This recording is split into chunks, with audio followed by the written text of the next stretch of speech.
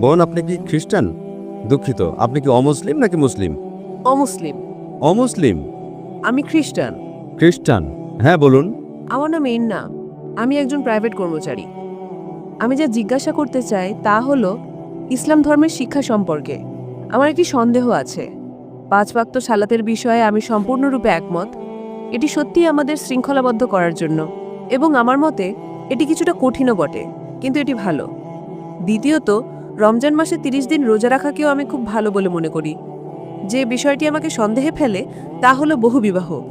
আমার মতে বহুবিবাহ আমাদের মতো নারীদের জন্য অত্যন্ত ক্ষতিকর। যদিও বলা হয় যে এটা ইখলাসের সাথে করা হয়, আমার মতে এটিকে ইবাদতের নামে অন্য কোনো উদ্দেশ্যে ব্যবহার করা হতে পারে। তাহলে অন্য ধর্মে কেন বহুবিবাহ নেই? এবং আমার মনে হয় আমি ভাগ্যবান যে আমি একজন খ্রিস্টান নারী। ধন্যবাদ।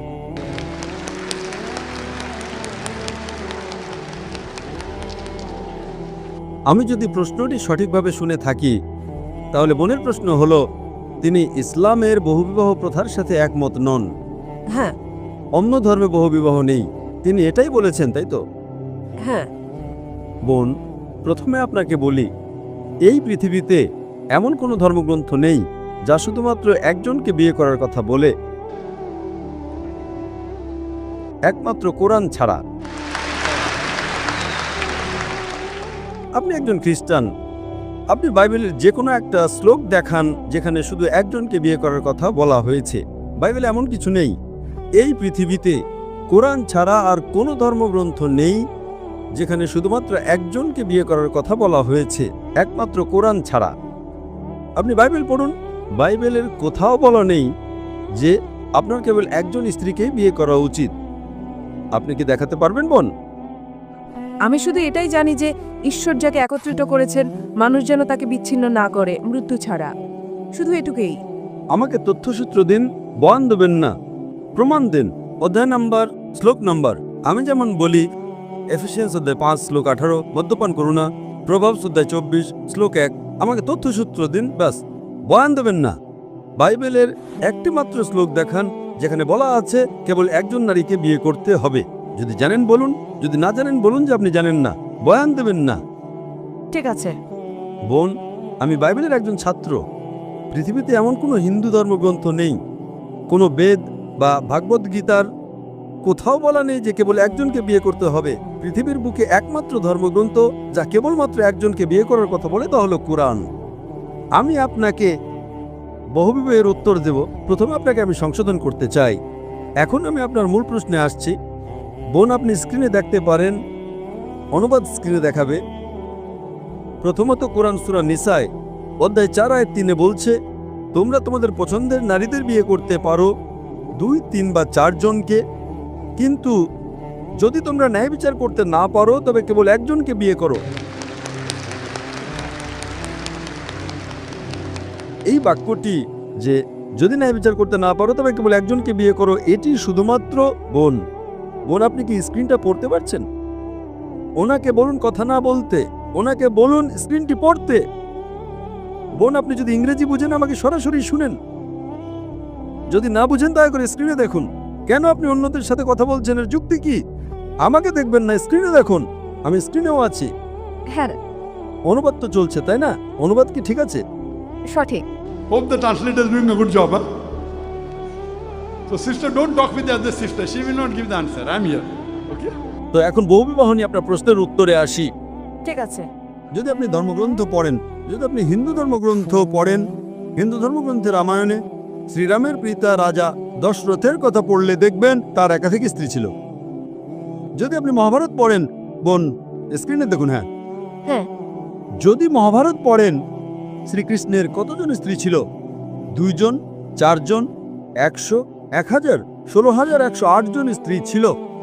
শ্রীকৃষ্ণের 16,108 জন স্ত্রী ছিল, তাহলে মুসলমানরা সর্বোচ্চ 4 জন রাখতে পারবে না কেন? যদি আপনি বাইবেল পড়েন, বাইবেল অনুসারে আব্রাহামের 3 জন স্ত্রী ছিল, সলোমনের 700 জন স্ত্রী ছিল। বোন, আপনি কি খ্রিস্টান? তিনি খ্রিস্টান। হ্যাঁ। সলোমনের 700 জন স্ত্রী ছিল, আব্রাহামের 3 জন স্ত্রী ছিল।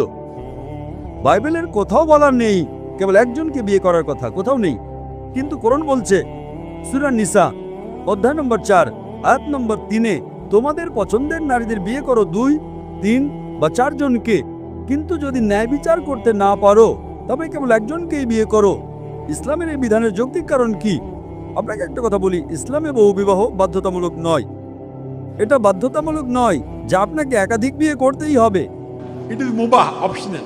বাধ্যতামূলক নয়। কিন্তু যদি আপনি একাধিক বিয়ে করেন এবং ন্যায় বিচার করতে না পারেন তবে আপনি সমস্যায় পড়বেন। ঠিক। তাই আপনি যদি একাধিক বিয়ে করতে পারেন, কিন্তু আপনাকে আপনার স্ত্রীদের মধ্যে ন্যায়পরায়ণ হতে হবে। কি কারণে ইসলাম কিছু পুরুষকে একাধিক স্ত্রী রাখার অনুমতি দিয়েছে? আজকের বিজ্ঞান আমাদের বলে যে প্রাকৃতিকভাবে পুরুষ এবং নারী প্রায় সমান অনুপাতে জন্মগ্রহণ করে, কিন্তু আজকের চিকিৎসা বিজ্ঞান আমাদের বলে যে শিশু পুরুষের চেয়ে শক্তিশালী, সে পুরুষের চেয়ে ভালোভাবে রোগের বিরুদ্ধে লড়তে পারে। এই কারণেই শৈশবে শিশুকন্যাদের তুলনায় পুরুষ শিশুদের মধ্যে মৃত্যুর হার বেশি। প্রথমে আপনাকে বলি যে আপনি পুরো পৃথিবী দেখছেন, আজ যদি আপনি বিশ্লেষণ করেন তবে দেখবেন শুধুমাত্র নিউ ইয়র্কে পুরুষের চেয়ে 10 লক্ষেরও বেশি নারী রয়েছে। শুধুমাত্র মার্কিন যুক্তরাষ্ট্রে পুরুষের চেয়ে 40 লক্ষেরও বেশি নারী রয়েছে। শুধুমাত্র রাশিয়াতেই 1 কোটিরও বেশি নারী রয়েছে। তাই আল্লাহ সুবহানাহু ওয়া তাআলা জানেন যে সারা বিশ্বে পুরুষের চেয়ে কত লক্ষ নারী বেশি। তাই যদি আপনি আজ বিশ্লেষণ করেন, হ্যাঁ, এমনকি যদি আমি আপনার সঙ্গে একমত হই যে একজন পুরুষের একজন নারীকে বিয়ে করা উচিত, If one man should marry one woman, if I agree with you, তাহলেও নিউ ইয়র্কে 40 লক্ষের বেশি নারী থাকবে যারা পুরুষ সঙ্গী খুঁজে পাবে না।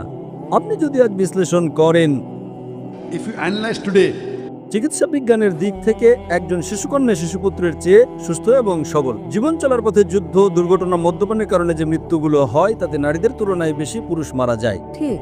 তাই এর কারণে আজ ভারত বা অন্যান্য কিছু দেশে যেখানে নারী ভ্রূণ হত্যা এবং নারী শিশু হত্যা হয়, ভারতে নারীর সংখ্যা পুরুষের চেয়ে কম।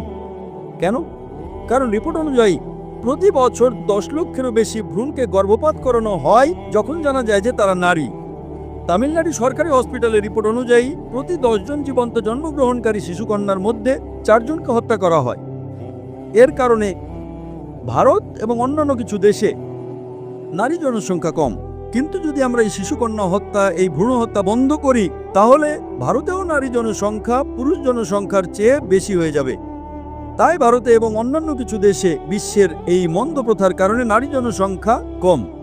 কিন্তু যদি আপনি নারীদেরকে স্পর্শ না করেন বা হত্যা না করেন, তাহলে ইন্ডিয়ায় পুরুষ জনসংখ্যা নারী জনসংখ্যার চেয়ে কম হয়ে যাবে। তাই আমি আপনাকে প্রশ্ন করছি বোন, হ্যাঁ, যদি আমি আপনার সাথে একমত হই যে প্রত্যেক নারীর কেবল একজন পুরুষকে বিয়ে করা উচিত, শুধুমাত্র নিউ ইয়র্কে 10 লক্ষেরও বেশি নারী থাকবে, শুধুমাত্র আমেরিকা যুক্তরাষ্ট্রে 40 লক্ষেরও বেশি নারী থাকবে, শুধুমাত্র রাশিয়াতেই 1 কোটিরও বেশি নারী থাকবে।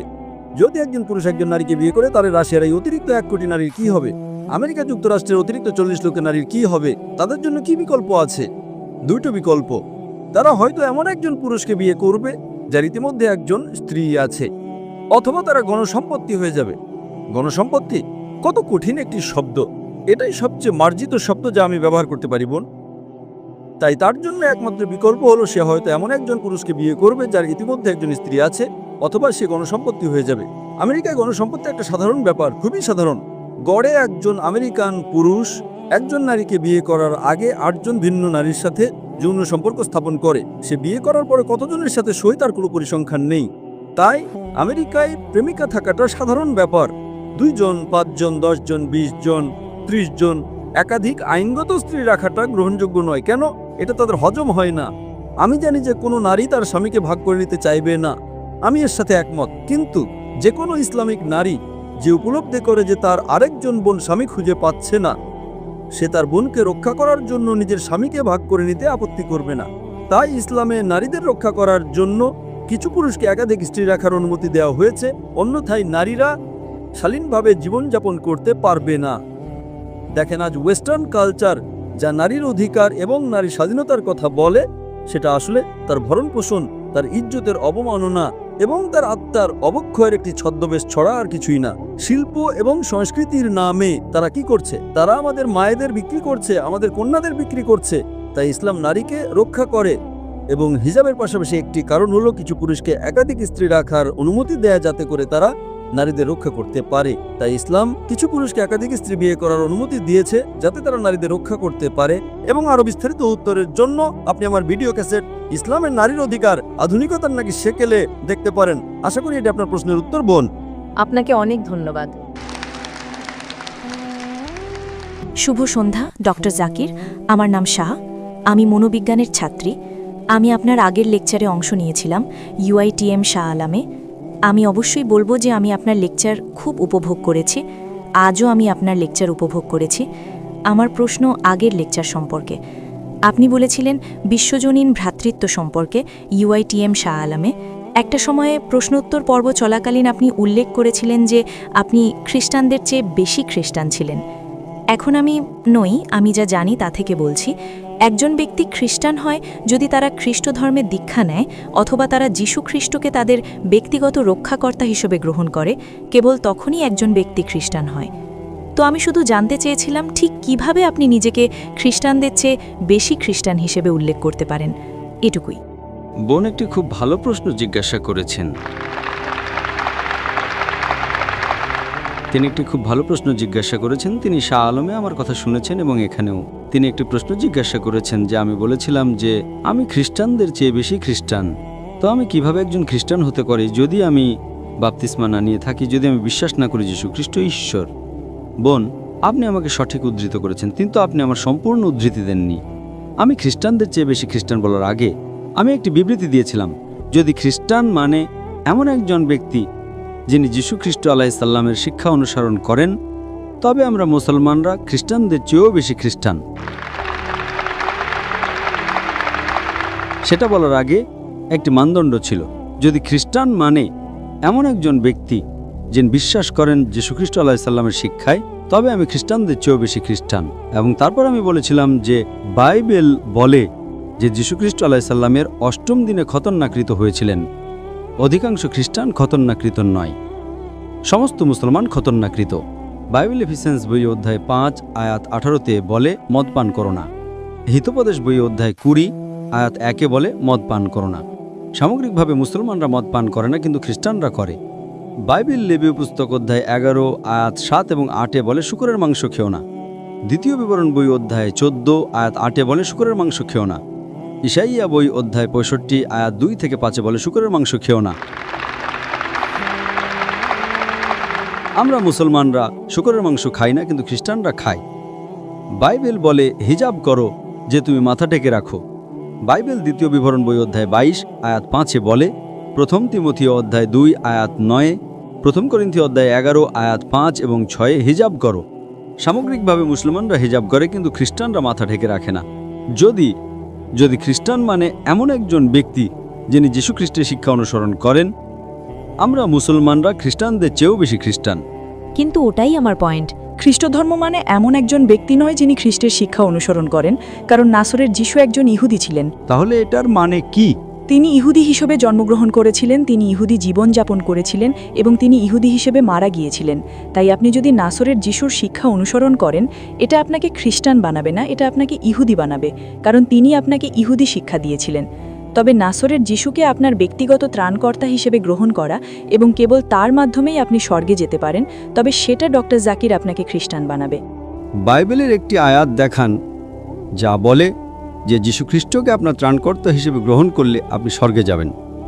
আমাকে সম্পূর্ণ বাইবেলে একটি দ্ব্যর্থহীন উদ্ধৃতি দিন যেখানে যীশু খ্রিস্ট নিজেই বলেছেন যে আমি ঈশ্বর, অথবা যেখানে তিনি বলেছেন আমার উপাসনা করো, আমি আজই আপনার খ্রিস্টান ধর্ম গ্রহণ করব।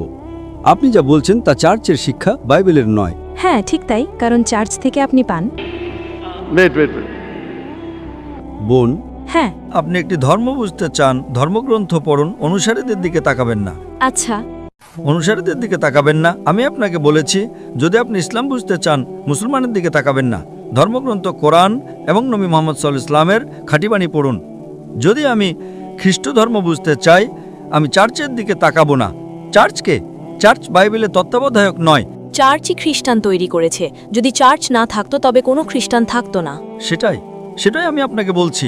চার্চকে অনুসরণ করবেন না, অনুসরণ করুন যিশু আলাইহিসসালামকে। যদি চার্চ না থাকতো আপনি যীশু খ্রিস্টকে জানতেন না, তাই খ্রিস্টকে জানার জন্য আপনাকে অবশ্যই চার্চকে স্বীকৃতি দিতে হবে। বোন, খ্রিস্ট ধর্ম জানতে হলে আপনাকে বাইবেল পড়তে হবে, চার্চ নয়। দেখুন, আপনি কি জানেন কত ধরনের চার্চ আছে? বোন, আপনি কোন চার্চের অন্তর্ভুক্ত? আজ চার্চের 2000-এরও বেশি বিভিন্ন সম্প্রদায় রয়েছে। আপনাদের 2000 বিভিন্ন খ্রিস্টান রয়েছে। আপনি কি সেটা জানেন? Baptist, Seventh-day Adventist, Jehovah's Witness. আপনি কোন চার্চের অন্তর্ভুক্ত? 2000 বিভিন্ন ধরনের চার্চ। আপনি কি সেটা জানেন? হ্যাঁ আমি জানি, আমি খুব সচেতন। তাহলে আপনি কি বলতে চান যে এখানে 2000 বিভিন্ন ধরনের খ্রিস্টান? হ্যাঁ আমি সেই কারণে বোন, যদি আপনি খ্রিস্ট ধর্ম বুঝতে চান, বাইবেল পড়ুন। যদি আপনি যীশু খ্রিস্টের শিক্ষা জানতে চান, চার্চে যাবেন না, বাইবেলে যান। একটুও দ্ব্যর্থহীন উক্তি নেই সম্পূর্ণ বাইবেলে, যেখানে যীশু খ্রিস্ট নিজে বলেছেন যে আমি ঈশ্বর, অথবা যে আমার উপাসনা করো। সুতরাং যখন যীশু খ্রিস্ট বলেননি, যদি আপনি যীশু খ্রিস্টকে সর্বোচ্চ কর্তৃপক্ষ মনে করেন, যাকে আমি একজন রাসূল মনে করি, রাসূল চার্চের চেয়ে অনেক শ্রেষ্ঠ। সম্পূর্ণ বাইবেলে একটিও দ্ব্যর্থহীন উক্তি নেই যেখানে যীশু খ্রিস্ট নিজে বলেছেন যে আমি ঈশ্বর, অথবা যে আমার উপাসনা করো। হ্যাঁ আপনার এই মনোভাবের কারণে 2000 বিভিন্ন চার্চ এবং 2000 বিভিন্ন ধরনের খ্রিস্ট ধর্ম রয়েছে। আপনি কোন খ্রিস্ট ধর্ম অনুসরণ করবেন? যদি আপনি ইসলাম অনুসরণ করতে চান, কোরআন এবং মুহাম্মদ সাল্লাল্লাহু আলাইহি ওয়াসাল্লামের খাঁটি হাদিস পড়ুন। যদি আপনি হিন্দু ধর্ম অনুসরণ করতে চান, বেদ এবং উপনিষদ পড়ুন। যদি আপনি খ্রিস্টান হতে চান, বাইবেল পড়ুন। যদি আপনি এইসব ধর্মগ্রন্থ পড়েন, আপনি এক সত্য ধর্মের কাছাকাছি যাবেন। সেই ঈশ্বর এক ঈশ্বর, যার কোনো প্রতিমূর্তি নেই। সেই ঈশ্বর এক ঈশ্বর, যার কোনো সন্তান নেই, পিতামাতা নেই। এবং যীশু খ্রিস্ট আলাইহিস সালাম গসপেল অফ জন অধ্যায় 16 আয়াত 12 থেকে 14-তে বলেছেন, আমার তোমাদের অনেক কিছু বলার আছে, কিন্তু তোমরা এখন তা সহ্য করতে পারবে না। যখন সেই সত্যের আত্মা আসবেন, তিনি তোমাদের সমস্ত সত্যের পথে পরিচালিত করবেন। তিনি নিজের থেকে কথা বলবেন না, যা শুনবেন তাই বলবেন। তিনি আমাকে মহিমান্বিত করবেন। আচ্ছা, এখানে যীশু খ্রিস্ট আলাইহিস সালাম শেষ এবং চূড়ান্ত রাসূল নবী মুহাম্মদ সাল্লাল্লাহু আলাইহি ওয়াসাল্লামের আগমনের কথা বলছেন। তাই তিনি সবাইকে বলছেন শেষ এবং চূড়ান্ত রাসূলকে অনুসরণ করতে, কিন্তু আপনারা অনুসরণ করতে চান না। কারণ যদি সবাই শেষ এবং চূড়ান্ত রাসূলকে অনুসরণ করে, তাহলে কে চার্চকে অনুসরণ করবে? যীশু খ্রিস্ট কখনো বলেননি চার্চকে অনুসরণ করো। বাইবেলের কোন আয়াত সেটা বলে? বাইবেলের কোন আয়াত? তাই আপনাকে যা বুঝতে হবে, যীশু খ্রিস্ট আলাইহিস সালামের শিক্ষা পড়ুন। যে কেউ আপনাকে দূরে নিয়ে যেতে চায় যীশু খ্রিস্ট আলাইহিস সালাম থেকে, সে ভালো নয়। সেই কারণে আমি বলেছিলাম যে যদি খ্রিস্টান মানে এমন একজন ব্যক্তি যিনি যীশু খ্রিস্ট আলাইহিস সালামের শিক্ষা অনুসরণ করেন, আমি খ্রিস্টানদের চেয়েও বেশি খ্রিস্টান। যীশু খ্রিস্ট খতনাকৃত ছিলেন, আমি খতনাকৃত। এর মাঝখানে এখন চার্চের কি করার আছে? যীশু খ্রিস্ট বলেছেন ওল্ড টেস্টামেন্টের সমস্ত আদেশ মেনে চলো। ওল্ড টেস্টামেন্ট বলেছিল শূকরের মাংস খেও না, তবুও চার্চ বলে শূকরের মাংস খাও। আপনি কাকে অনুসরণ করবেন?